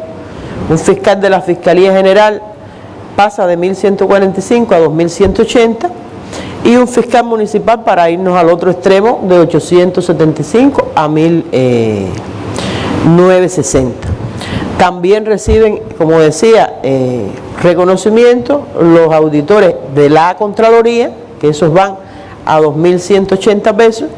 Y bueno, hay un grupo de organismos de la Administración Central del Estado y de direcciones provinciales y municipales que utilizan especialistas en los niveles centrales y algunos en los niveles provinciales y nacionales, que también se ha pensado se ha diseñado un tratamiento para comenzar a tener en estos lugares donde además se proponen, se aplican y se controlan políticas del gobierno, a ver, fomentar que ahí vayan los especialistas más calificados de esas. Estaba ocurriendo que había muchos especialistas que se iban a las SOCE, por ejemplo, o a las empresas porque ganaban más, ese tipo de y no estaban en los ministerios, que era donde hacía falta. Bueno, ahí es importante también decir que de manera general, y ya se dijo por el presidente en Pinar del Río, pero yo creo que no es ocioso decirlo, y los maestros lo decían también, que esto es un incremento también especial, un reconocimiento especial para los que permanecieron en las condiciones difíciles y dieron todo su aporte con las carencias que todos sabemos, se mantuvieron ahí y no emigraron, como decía la profesora en el ejemplo, algunos se fueron. Bueno, este es un reconocimiento también a los que ahí permanecieron, y también se llamó la atención, pero por la importancia lo reitero, no es posible que ahora esta medida conlleve a que volvamos a inflar las plantillas, que es un problema, pudiéramos decir, cíclico que nosotros tenemos. Aquí, como ya se explicó, hay que incorporar gente que aporte, pero también hay que congelar las plantillas y solo incorporar los imprescindibles. Es preferible tener un pequeño grupo de personas que aporte bastante que tener una gran plantilla llena de gente que no aporte, y entonces estaríamos malgastando el dinero que con tanto esfuerzo el Estado ha dedicado para respaldar este incremento. Bueno, con la aplicación de esta medida comienza a ordenarse el salario de forma tal que la escala va a contener el principal incremento, y eso va a ser, y no voy a entrar al detalle, que un grupo de pagos adicionales que en diferentes momentos y con toda justificación se fueron aprobando para beneficiar determinados sectores, actividades, etcétera, esto vayan eliminándose gradualmente. En esta primera etapa se eliminan un grupo y se mantienen otros, pero el objetivo final donde queremos llegar es que todo esté justamente en el salario a escala, y por esto esto que estamos haciendo es un primer paso en el ordenamiento del salario. Y también es importante que la medida que estamos aplicando, y lo que tú preguntabas, estimula la responsabilidad por desempeñar cargos de dirección y la promoción a cargo de los organismos de la Administración Central del Estado. Es también un primer paso para comenzar a invertir la pirámide. Vuelvo a decir, todavía es insuficiente, pero es la posibilidad y es los recursos que se han dispuesto en este momento. Y reitero, también es significativo. Bueno, esto se va a implementar mediante una escala salarial. Como dije, va a tener un salario mínimo de 400 pesos y un máximo en el entorno de 3.000, y comienza a abrirse el diapasón entre las personas que más ganan y los que menos ganan. Hoy, en la generalidad, es decir, la que más se aplica, tiene un diapasón que el que más gana, entendido siempre generalmente en el cargo del ministro, gana 2,9 veces más que el menos complejo, que el que menos gana. Esta medida ya amplía un poco eso a 7.5, y eso es lo que permite, esa es una de las maneras de ir invirtiendo la pirámide, y que cada vez más las personas se sientan estimuladas a superarse, a promover e incluso a ocupar cargos de dirección. También se van a hacer un grupo de ajuste y se eliminan sistemas de pago que en un momento determinado se aplicaron en un grupo de unidades presupuestadas, también como parte de soluciones parciales que se fueron aplicando, pero bueno, ya este no es el momento. Y hay un pequeño grupo de entidades que mantienen desde la década del 90 un pago de los sábados sin trabajar, que se pagaba el 70% del salario, y bueno, ya con esta medida y lo que estableció el código, que la jornada puede ser flexible, 40, 44 horas, ese pago se va a eliminar. Bueno, como ya se decía, más de 1.470.000 trabajadores en números redondos y 7.050 millones de costos. Es decir, los recursos que el Estado está destinando a la medida son significativos. Y el salario medio mensual se eleva a 1.067 pesos. Esta decisión va a comenzar a aplicarse con el salario correspondiente al mes de julio, es decir, ya el mes de julio se cobra incremento y se paga en los primeros días de agosto. Aquí, en el caso de educación, bueno, tendrán que hacer su ajuste y adelantar un poquito porque ellos salen de vacaciones antes, pero preguntando, estamos trabajando con ellos para lograr que cuando salgan de vacaciones, por los días trabajados de julio, ya salgan con el incremento. Y bueno, estamos trabajando de conjunto con los organismos porque es necesaria hasta el 20 de julio la modificación y aprobación de más de 60 normas jurídicas para lograr que esto se concrete. Bueno, en el caso de la seguridad social, recordemos que en noviembre del 2018 se había incrementado la pensión mínima. En este momento se vuelve a hacer un pequeño incremento a la pensión mínima y además se incrementan todas las cuantías de las pensiones que son inferiores a 500 pesos. Esto prácticamente abarca 1.550.000 pensionados, y el costo está en el orden de los 838 millones de pesos. Ahora, yo quisiera graficar muy rápidamente cómo es que se va a implementar esta medida. Esto se va a hacer efectivo a partir del mes de julio, porque este sector tiene determinadas características. Se aplica a partir del 1 de julio, pero se va a hacer efectivo en el mes de septiembre. ¿Y por qué? Porque ellos van cobrando ellos cobran adelantado, es decir, ya en este momento ellos cobraron el mes de julio, e incluso la próxima semana empiezan a cobrar el mes de agosto. Entonces nosotros lo que estamos es preparando condiciones porque hay que cambiar el medio de pago a una cantidad de alrededor de 1 millón de pensionados. Estamos preparando las condiciones con un grupo de organismos que nos apoyan y ya en el pago adelantado de agosto ya estarán cobrando el incremento de la nueva pensión más las cuantías de julio y agosto. Por ejemplo, una persona que incrementó en noviembre, que está recibiendo una cuantía de 242 pesos en este momento, va a subir a 280 pesos. Y entonces cobrará en agosto el pago adelantado de noviembre, ahí va a cobrar 280 pesos más 76 que corresponde a la diferencia de julio y de agosto. Y ya sigue cobrando su pensión normalmente. Igual, uno que esté en la escala hoy de 270 recibirá 320 más un monto de 100 pesos, que son las 2 mensualidades de julio y agosto, que las va a recibir en un solo pago.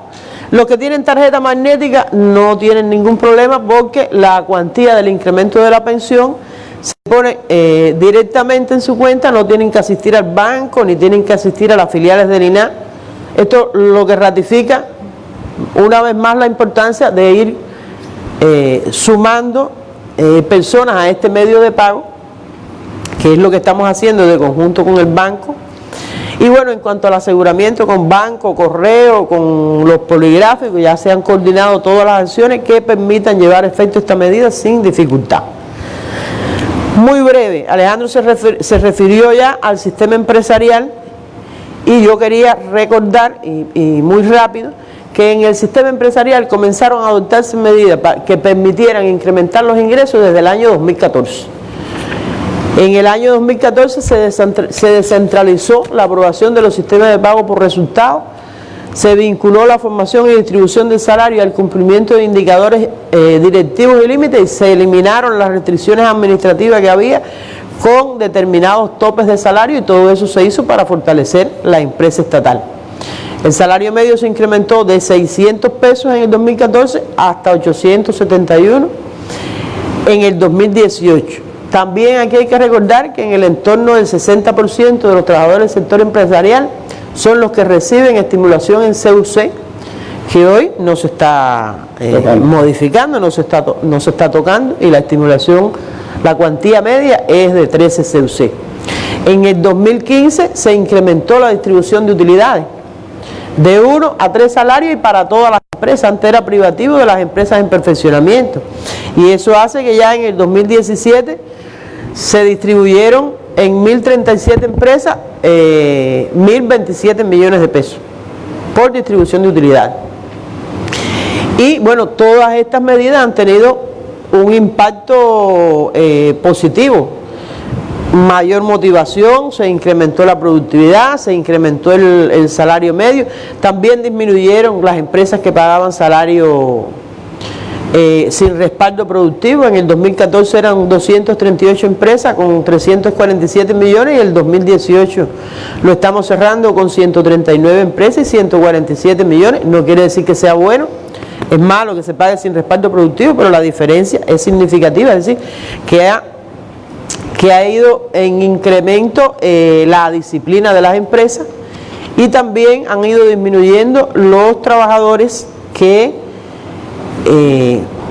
reciben salario por debajo de los 600 pesos. En el 2014 había alrededor de casi 820.000 trabajadores cuyo salario medio en el sistema empresarial estaba por debajo, igual a 600 o menos. Ya en el 2018 esta cifra se reduce a medio millón, es decir, casi 300.000 menos, que es resultado de los incrementos a partir de los sistemas de pago. Bueno, hay un grupo de dificultades que se han presentado asociadas a la diversidad de indicadores, asociadas al uso del valor agregado bruto, asociadas a los problemas con la elaboración del plan, y todo eso ha llevado al perfeccionamiento que explicaba Alejandro de la forma de pago. Y voy a decir 3 cosas concretas. Facultad para el director de la empresa, se reducen los indicadores límites y directivos de 5 a 2, es decir, los menos posible. Los indicadores de las unidades organizativas, donde se puede descentralizar más allá de la unidad empresarial de base, que hoy solo es posible hasta la unidad empresarial de base, se definen allí, no tienen que ser los indicadores macros, digo macro a nivel de empresa, ¿no? Es micro realmente. Es decir, la empresa se rige por unos indicadores, pero a nivel de la unidad empresarial de base o de un establecimiento, se pueden definir indicadores asociados a su propia actividad, un traje a la medida allí, por supuesto, siempre que haya control económico, siempre que haya control de la producción, etc. Y el otro elemento que quería significar, bueno, Alejandro ya habló, siempre que sea posible el pago a destajo. El otro elemento que quería significar que también se está eliminando la protección hasta el salario escala, y ante los incumplimientos se va a pagar el salario básico, que también es un reclamo de los trabajadores. Aquí hay una inquietud que se plantea de manera reiterada, y ahora sale también en los comentarios, que está asociado a las empresas de comercio minorista de subordinación local, porque el sistema de pago que estaba por el indicador del valor agregado bruto realmente no era factible. Bueno, recientemente se aprobó una modificación para que en las unidades o establecimientos de estas empresas se apliquen sistemas de pago por resultados vinculados a indicadores que respondan a sus características, siempre con un control económico y con las reglas que se establezcan, pero bueno, ya esto es para estas empresas un adelanto de lo que el resto de las empresas va a aplicar a partir del 2020. Y bueno, por último, reiterar y recordar 3 vías de ingreso desde el punto de vista de los trabajadores. Hay 3 vías de ingreso en la empresa estatal: sistemas de pago que se van a perfeccionar, distribución de utilidades que se va a ampliar, como explicó Alejandro, de 3 a 5, y la estimulación en CUC que se mantiene, que con el resto de las medidas que se estaban explicando aquí van a estar en muchas mejores condiciones para incrementar sus ingresos. Bueno, gracias, ministra, por esta información, y estoy seguro que seguirán saliendo elementos que podremos ampliar quizás en la mesa redonda de mañana. Siga con nosotros en la mesa redonda.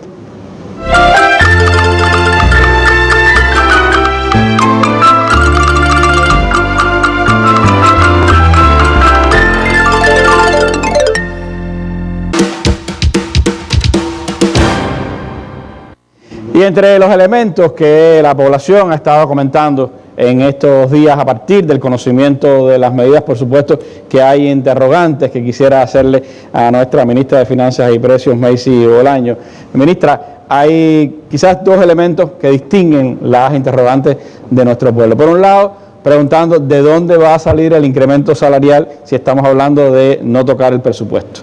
Y en segundo lugar, la preocupación con el tema de inflación, es decir, cómo controlar que los precios no suban y que se anule ese crecimiento salarial que va a tener el sector presupuestado. Sí, bueno, buenas noches, presidente, Randy, a los televidentes y compañeros que nos acompañan.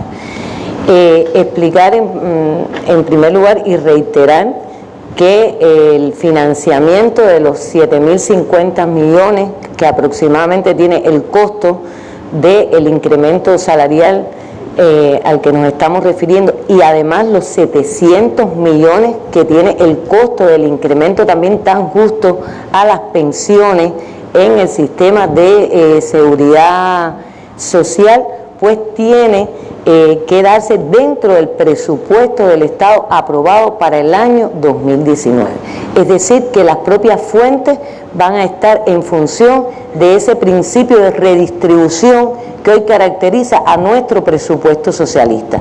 Pero evidentemente esa redistribución tiene que estar acompañada y complementada de un grupo de mecanismos y de resortes que permitan no solo el ahorro al cual nos vamos a referir de los recursos presupuestarios y dentro del gasto y el propio control en esa racionalidad del gasto que explicaba el compañero Alejandro, sino también en recaudar todos los ingresos que hoy están presentes en la economía del país.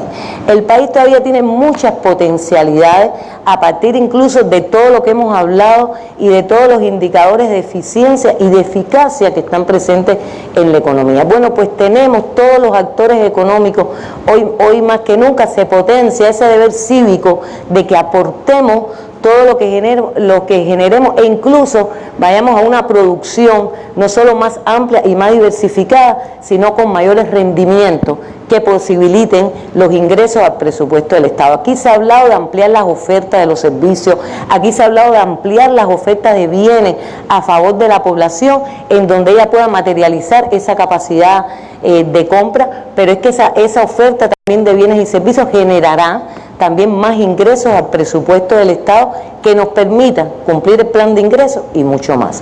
La segunda fuente es la necesaria reducción de todos los presupuestos del país, desde el nivel primario, desde la unidad presupuestada, desde las entidades de los gobiernos hasta de los propios organismos. Es decir, tenemos que ir a dar una prioridad en el gasto del presupuesto para poder enfrentar con nuestros propios recursos la financiación de esta medida que además favorece tanto a nuestro sector presupuestado.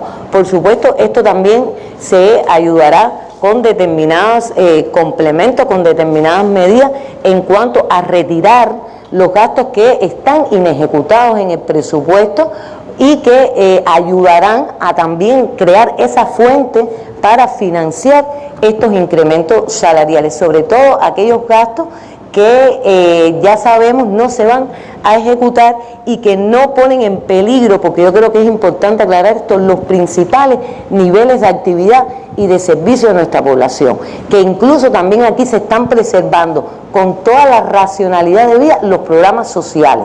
Unido a este incremento salarial seguirá el otorgamiento de subsidios para la compra de materiales de la construcción a personas de bajos ingresos, seguirá también la consecución de un programa de vivienda y por tanto no estamos dejando de hacer los programas sociales para pagar más salarios, sino que estamos convidando, es decir, invitando a todos los actores de la economía a buscar esa reserva de ingresos, a buscar desde el ahorro, por supuesto, la propia financiación y sobre todo, insisto, captar todas las potencialidades de ingresos, no solo del sector estatal, que es mayoritariamente el aportador al presupuesto, sino también de nuestros actores no estatales a partir de su cumplimiento disciplinado en las obligaciones fiscales. Ahora, con el tema de los precios, que yo creo, y quizás voy a sintetizar más bien, o me voy a referir a un poco los mecanismos que tendremos que aplicar para que no se nos dé esos incrementos de precios, porque yo creo que el ministro Alejandro dio una explicación exacta que nos libera un poco de darle explicación en cuanto a las preocupaciones de la inflación.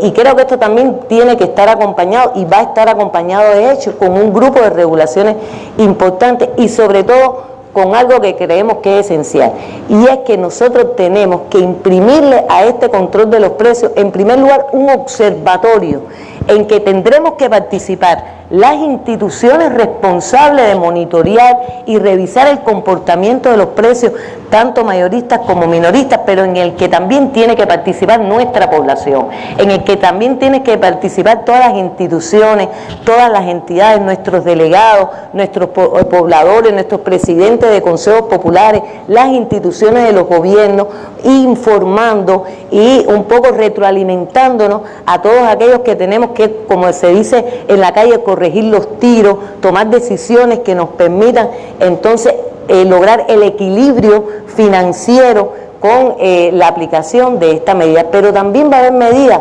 en que se va a reiterar y potenciar la facultad que tienen los gobiernos locales para disponer regulaciones de precios en dependencia de las condiciones y las circunstancias que hayan en su municipio. Porque no solo estamos hablando de no incrementar los precios y de no permitir el incremento de los precios, sino también de aplicar un grupo de regulaciones que permitan atemperar los precios a las condiciones, incluso a los ingresos propios que se generan en esos municipios. Y van a estar facultados los gobiernos para aplicar medidas de regulación y las medidas de control. Viniendo hacia acá, hacia la mesa redonda, leía por las redes, incluso, por ejemplo, que ya el gobierno de Camagüey creó un grupo a nivel de municipio y de provincia de control de los precios. Y también poner en función lo que la Constitución dice, que el municipio es el centro del gobierno. Es el centro del gobierno, es el centro del control del gobierno, pero yo creo que también tenemos que llamar a la sensibilidad y a la solidaridad, no solo de todas las empresas, de todas las entidades estatales, sino también de nuestros actores no estatales. Esta es una medida que favorece a todo el sector presupuestado, pero también que favorecerá la prestación con mayor calidad de los servicios que recibimos todos los cubanos y las cubanas por igual, y que, como explicaba Alejandro, no va a haber ni mucho menos un paso a su cobro, ni va a haber mucho menos un incremento de aquellos que subsidiariamente pero se cobran en algo. Y por tanto los invitamos y se convoca a ese sector no estatal a que con esa sensibilidad, y porque no existe argumento ni fundamento alguno, pues por supuesto no incrementen los precios, aun cuando vengamos acompañados de medidas regulatorias. Por último, también explicar de que estas medidas vienen acompañadas de un principio de solidaridad en el pago de la contribución especial a la seguridad social, pago que vienen haciendo también nuestros maestros, nuestros médicos, nuestro sector de la fiscalía y los tribunales a partir de los incrementos que tuvieron parcialmente, y que con esta medida se generaliza a todo el sector empresarial, y que podemos estar ahondando en el día de mañana sobre su aplicación, porque sabemos que también hay algunas preguntas al respecto. Gracias, ministra. Creo que son precisiones importantes de cara a las preocupaciones que tiene nuestro pueblo y que indican también el sentido, el oído que tiene puesto el gobierno a las preocupaciones populares. Creo que también lo que se ha hecho es renovador, es audaz, presidente, disculpe, pero también es parte de ese escuchar al pueblo. Ojalá estuviera el ministro.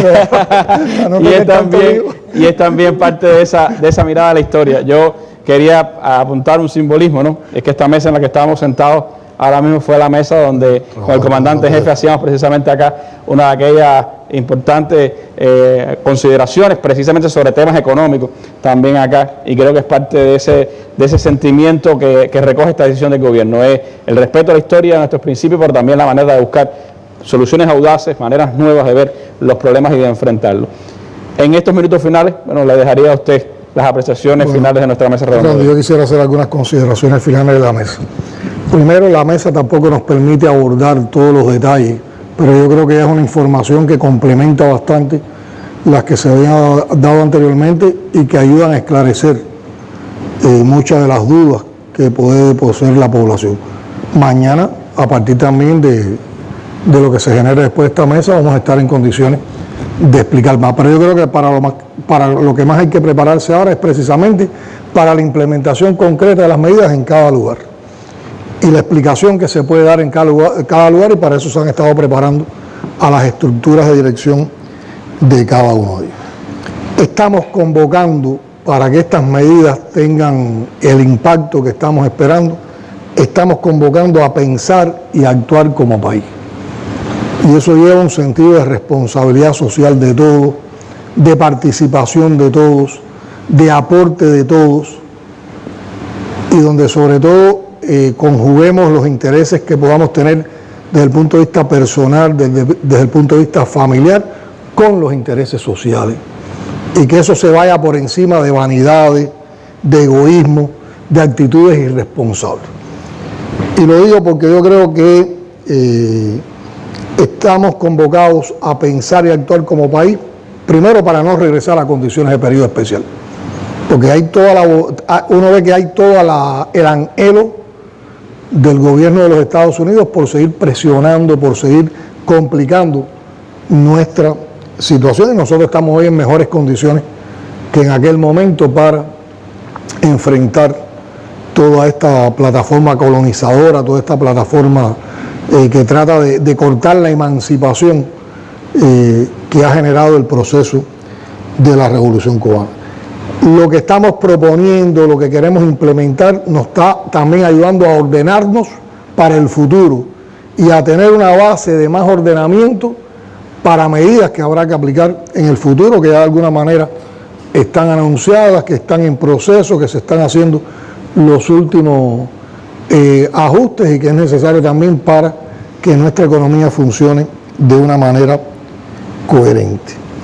Pensar y actuar como país significa que a este proceso hay que acompañarlo con otros elementos que Macy explicaba algunos de ellos. Primero tenemos que fortalecer la contabilidad y nosotros tenemos que terminar de lograr para estas medidas y para el futuro que se registren adecuadamente los hechos económicos y con una precisión y una oportunidad que nos permita también de manera oportuna hacer los análisis, hacer las valoraciones que nos permitan tomar oportunamente también toma de decisiones para corregir, para alentar, para solucionar, para rectificar. En ese orden de cosas, como se planteaba, ahora hay que montar mecanismos para observar cómo se mueve el consumo, para observar cómo se mueve el mercado, para observar con un grupo de indicadores como el índice de precios del consumidor y otros, qué cosas van impactando y qué cosas tenemos que estar corrigiendo. Esto nos prepara también para dar pasos que permitan que se vayan sustituyendo métodos administrativos por métodos económicos financieros para la condición de la economía, que es una demanda que también tenemos en los momentos actuales. Y también para seguir desarrollando un concepto que nos debe propiciar que en tiempos presentes y futuros también tengamos más coherencia. Y es que cada vez que apliquemos medidas, transformaciones, hay que buscar una institucionalidad que apoye esas transformaciones y hay que buscar elementos de motivación, elementos de incentivo y elementos de responsabilidad social que junto a esa institucionalización apoyen la conducción de las medidas que tomamos. ¿Qué esperamos con esto? Entre otras cosas, que haya más motivación por parte de los trabajadores para producir más y con calidad. Que haya más compromiso en trabajar más y con calidad buscando productividad. Y yo creo que uno cuando ve y se acerca al talento de nuestro pueblo, a la manera en que nuestro pueblo descifra lo que queremos hacer, a la manera en que nuestro pueblo sabe en qué condiciones difíciles estamos haciendo todo eso, se expresa como se expresaron en los materiales que se han puesto aquí con ese enorme compromiso y cómo por una parte se siente partícipe de estas medidas y por otra parte se compromete a hacer mejor también las cosas. Por lo tanto, aquí estamos hablando de más rendimiento, de mejor aprovechamiento de la jornada laboral, de que en cada puesto de trabajo seamos más eficientes y productivos, que mantengamos la producción de alimentos para lograr la soberanía y consolidar esa soberanía que explicaba Alejandro, y además porque toda la economía del país se tiene que estar apoyando, se tiene que estar encadenando para salir adelante en estos propósitos. Y por supuesto tiene que también haber un impacto en el mejoramiento de la calidad de los servicios de salud, de los servicios de educación, de los servicios comunales y de otros servicios también en los que descansa la actividad del sector presupuestado. Se incrementan los salarios y no se incrementan solo los salarios del sector presupuestado, aquí también por las medidas y las facultades que le hemos dado a las empresas, indudablemente también hay la posibilidad de que en el sector industrial se puedan seguir incrementando con una respuesta productiva que responda a esa demanda que va a existir y que se aproveche esa oportunidad por parte del sistema empresarial, se puede incrementar también salarios en el sistema empresarial y además porque se modifican o se perfeccionan sistemas de pago, pero se tienen que incrementar también las producciones y los servicios de la población. O sea, aquí entre todos tenemos que contribuir a lograr todas las interrelaciones, todas las conexiones que este proceso necesita y que este proceso también estimula y facilita. Y esta medida indudablemente demandará más compromiso por parte del pueblo trabajador. Nosotros tenemos que insistir en la preparación de los cuadros, en la preparación de los funcionarios y de los administradores para evitar malas interpretaciones de estas medidas y que eso no ocasione daños en la implementación de las mismas.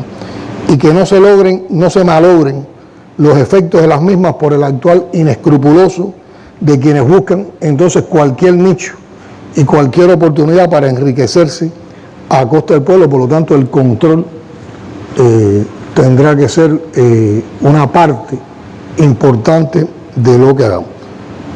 Hay un grupo de medidas que están enunciadas, que también ahora estamos trabajando los detalles de los procedimientos de implementación. Por lo tanto, será recurrente que el Consejo de Ministros esté participando en mesas redondas como esta para explicar medida por medida, en la misma medida que vamos saliendo con otras salidas de este propósito. Y también no nos quedamos estáticos, como explicaba Alejandro. Las propias circunstancias nos van a insistir en que hay que seguir haciendo nuevas valoraciones y habrá que también proponer y aplicar otras acciones y medidas. Ya con una reflexión, digamos, más en el plano de lo ideológico, en el plano de los sentimientos revolucionarios, en el plano también de las emociones, en momentos como este en que damos pasos arriesgados, pero necesarios y también alentadores, y eso lo vemos cuando leemos y escuchamos la reacción del pueblo ante las medidas económicas aprobadas. Yo creo que hay que recordar una frase del Che, cuando decía: déjenme decirle, a riesgo de aparecer ridículo, que el revolucionario verdadero está guiado por grandes sentimientos de amor. Y yo creo que nosotros aprendimos con nuestros padres fundadores, con Fidel y con Raúl, con los comandantes de la revolución y con todos los luchadores que han estado acompañando esta batalla por sostener contra viento y marea a la revolución cubana, la fuerza de ese amor. Que esa fuerza de amor está precisamente en la unidad sólida, fuerte, indestructible que tiene la revolución con su pueblo. Y una revolución como esta solo puede sostenerse por el amor del pueblo, porque es que el pueblo es la revolución misma. Y esos son elementos que salen ahora en la emoción, en lo que uno razona, en lo que uno argumenta cuando se dan pasos como estos. Por lo tanto, todas las medidas que tomamos y las que tendremos que tomar en el futuro inmediato seguramente solo tendrán éxito si el pueblo las hace suya. Por eso explicamos, por eso nos detenemos en las argumentaciones, si las defiende y si entiende que ninguno de nosotros puede tanto como todos nosotros juntos. Por lo tanto, el aporte de cada ciudadano de nuestro país, de cada trabajador, será muy importante. Por lo tanto, aquí también hemos venido a hacer una convocatoria al trabajo, a la creación, a esa creación revolucionaria con pasión, con belleza, con inteligencia y, por supuesto, también con amor. A darle contenido a todo lo que nos hemos propuesto para hacer un país mejor, aportando cada uno desde la posibilidad de participación que tengamos lo que puede aportar, y que la suma de todos esos esfuerzos hará el milagro de la prosperidad sostenible a la que no hemos renunciado y por la cual vamos a seguir combatiendo. El enemigo nos quería castigar con un duro verano, lleno de incertidumbre y de malas noticias. Yo creo que hoy podemos decirle a los señores imperialistas que solo tenemos una mala noticia que dar, y que es que aquí está la revolución cubana victoriosa, y que esa revolución cubana va por más, incluso en medio de situaciones difíciles. Y para eso contamos precisamente con esa revolución imbatible que es el pueblo cubano, con su liderazgo histórico y también con las nuevas generaciones comprometidas con su tremenda historia y con su esperanzador futuro. Mañana nos vemos entonces para contestar también las inquietudes de la población, y muchas gracias a este espacio de la mesa redonda que nos ha permitido dialogar con nuestro pueblo. Gracias a usted, presidente, por habernos acompañado en esta jornada de información a nuestro pueblo, a los ministros que han estado con nosotros, a los miembros del gobierno cubano que han estado aquí acompañándonos. Y como usted dice,